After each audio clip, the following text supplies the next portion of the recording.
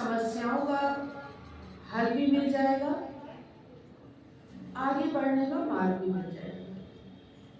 अगर हम गीता में देखते हैं तो गीता में देखिए भगवान ने क्या कहा है कि कर्मण्येवाधिकारस्ते मा फलेषु कदाचन।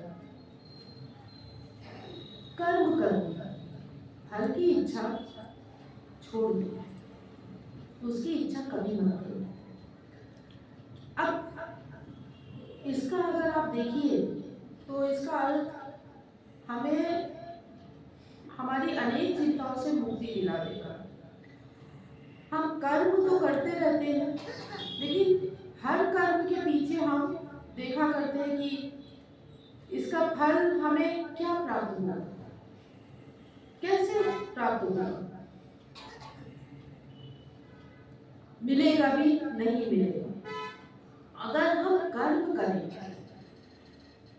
और अगर फल की चिंता हम छोड़ दें या फल की चिंता के कारण ही, या कहना चाहिए फल के कारण ही हम केवल कर्म ना करें, क्या ये फल मिलेगा तो हम ये कर्म करें, ये फल मिलेगा तो हम ये कर्म करें। आप प्रातःकाल उठिए, जो आपके लिए उचित है वो आप कर्म करते जाइए। मन में नहीं उसको रखिए मुझे ये करना है, ऐसा करना है, या इस कर्म के बदले में आज मुझे ये मिल जाना चाहिए।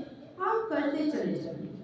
आप देखिए कि जितना तो आप मन में चिंता करके वो कर्म एक दिन करेंगे तो उसकी गति कितनी कम होगी, और जब बिना मन में कुछ किए, बिना चिंता किए आप कर्म करेंगे अगले दिन, तो आप देखिए कितने सारे काम आपके हो चुके होंगे, अनेक कार्य हो चुके होंगे, क्योंकि आपका मन ज्यादा स्वस्थ रहेगा, चिंता करने में समय खराब नहीं हो रहा होगा। कर्मण्येवाधिकारस्ते मा फलेषु कदाचन। ऐसे ही जीवन में देखा जाए, सुख है, दुख है, सुख आता है, दुख आता है। तो जिस प्रकार ये तो आप जानते ही है कि सुख सदैव नहीं रहता, वैसे ही दुख भी नहीं रहता है। अगर आप कहेंगे बिल्कुल जानते हैं, कभी दुख आता है कभी सुख आता है, जब आप जानते हैं कि ये नश्वर है, अस्थायी है, तो आप इसके लिए चिंतित क्यों होते हैं? दुख आया है, कभी अभी उसकी छोटी होगी, कभी लंबी होगी, लेकिन ऐसा तो है कि जीवन भर चले वो दुख तो नहीं होगा।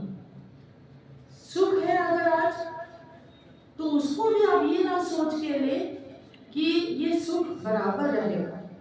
इसको कहा है भगवान श्री कृष्ण ने समभाव।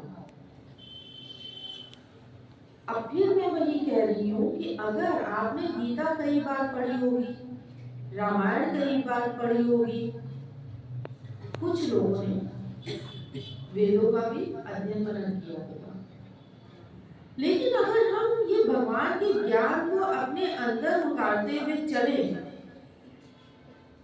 तो देखिए जीवन कितना हल्का हो जाता है। ये समभाव भगवान ने जो गीता में हमें कहा अर्जुन के माध्यम से, समभाव। अगर हम समभाव रहना सीख ले, मैं ये नहीं कह रही हूँ कि आप हर क्षण एक ही भाव में बैठे रहे, ना हंसे ना रोए ना कुछ पत्थर बन जाए, ऐसा नहीं, डूबे नहीं उसमें, आप किसी भी चीज में डूबे नहीं। एक कहीं मैं सुन रही थी तो मुझे बहुत अच्छा लगा इसमें कि एक व्यक्ति ने किसी अन्य व्यक्ति से पूछा कि भाई आज मैं तुम्हें एक कुछ जोक सुनाता हूँ, कुछ हंसी की बात कहता हूँ, तो तुम्हें हंसी आएगी? उसने कहा बिल्कुल आएगी, कुछ अच्छा होगा तो। उसने कहा कल मैं वही वाला सुनाऊं? तो उसने कहा हाँ ठीक है, थोड़ी बहुत कल भी आ जाएगी। उसने कहा अच्छा ठीक है, फिर से मैं वही सुनाऊं तुम्हें? तो उसने कहा ठीक है, तुम्हारे लिए मैं हंस दूंगा। उसने कहा फिर से सुनाऊं? उसने कहा ये सी बात है, आप बार बार वही सुनाओगे तो मुझे क्यों हंसी आती रहेगी। तो देखिए यही मुझे क्यों अच्छा लगा, क्योंकि इसमें क्या माना, उसने क्या कहा कि तुम्हारे संग अगर आज कोई बुरी घटना हो गई, कोई दुख की बात हो गई, ठीक है, तुमने मुझसे कहा, मैंने सुना, सुझाव दिया, फिर तुम कहोगे फिर मैं सुझाव दे दूंगा, कुछ फिर से तुम्हारा हल्का करने के लिए बात कर लूंगा, लेकिन तुम वही दुख की बात रोज रोज क्यों अपने मन में रखते हो, रोज रोज क्यों कहते हो। जिस तरह अगर एक कोई हंसी की बात कहने पर बार बार हंसी नहीं आ सकती है, वैसे अगर हर रोज तुम दुख कहोगे, क्या तुम्हारा दुख कम हो जाएगा? नहीं होगा, लेकिन मन भारी जरूर रहेगा। मन भारी इस सीमा तक रहेगा कि तुम्हें सब दरवाजे बंद दिखेंगे, अंधकार दिखेगा, तुम्हें दिखेगा कि तुम उस अंधकार में बंद दरवाजों के अंदर हो और कोई दरवाजा खुला नहीं है। और दूसरी बात मुझे जो लगी इसको सुनकर ये भी लगी कि अगर आप दुख को बार बार याद करते हैं, जीवन में कभी भी हो गया होगा, 1 महीने पहले, 2 महीने पहले, 4 महीने पहले, आप उसको बोलते रहेंगे, है ना, हुआ था मेरे साथ, हुआ था ऐसा। अरे तो अच्छी बात भी तो होती है आपके साथ, बड़ी सुख की बातें होती है, वो आप हर रोज क्यों नहीं अपना आधार बनाते जीवन जीने का, उसको क्यों नहीं आप याद रखते हैं। अनेक अनेक अच्छी बातें होती है, उससे भी आप याद रखिए। देखिए जीवन कितना सरल हो जाएगा, कितना उत्साह से भर जाएगा।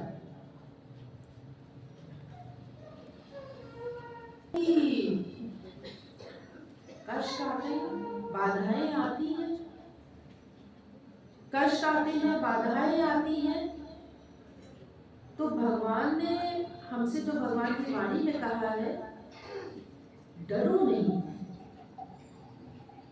साहस के संग में आगे बढ़ो, सामना करो इनका।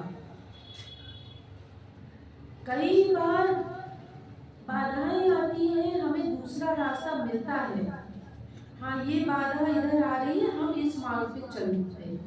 कई बार ऐसा होता है, हर एक के जीवन में होता है कि बाधा आई, मार्ग एक है आपको, लेकिन मैं ये कहूँगी रुकना नहीं है। रुक गए तो वो तो भगवान ने बोला ही है, वो तो जीवित मृत्यु हो गई। और अगर आपके रुक जाने से वो बाधा हट रही है, ऐसा तो नहीं, वो बल्कि और आप बड़ी हो जाएंगे, तो आप उस पर आगे बढ़ेंगे। अब कैसे आगे बढ़ेंगे आप? आपकी तो मानवीय शक्ति सीमित, भय आ जाएगा। यहाँ पर आपकी भक्ति जो आपका आत्मबल बन चुकी होती है, जो ईश्वर को आपके समीप ला चुकी होती है, वो साहस बनेगी, वो शक्ति बनेगी। और शक्ति ही नहीं बनेगी, मेरा कहना मानिए, वो संरक्षण देगी उस बाधा से आपको। अब जो मैं बात आपको कह रही थी दुखों की, कष्टों की, उसके लिए भी भगवान ने बोला है, हंसना जीवन की बहुत बड़ी कला है, इसको अपने जीवन से अलग नहीं करना, क्योंकि रोना तुमको ही समाप्त कर देगा, समाप्त कर देगा। और रोने के समय कोई तुम्हारे सहानुभूति नहीं देगा। जीवित मृत्यु है रोना, हंसो, हंसकर आगे बढ़ो।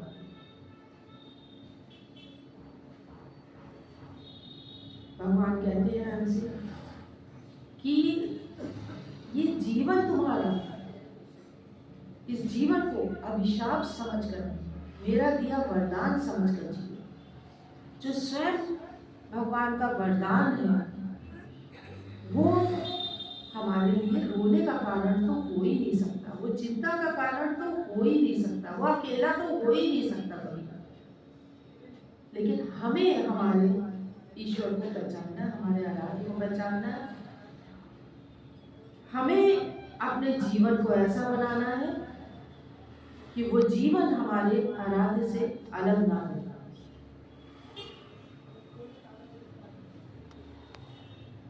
देखिए क्या होता है कि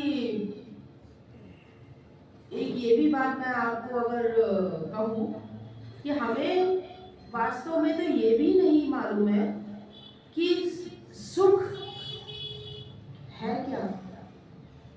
ये भी मैंने वाणी खंड से ही पढ़ा है, जो मुझे बहुत अच्छा लगा।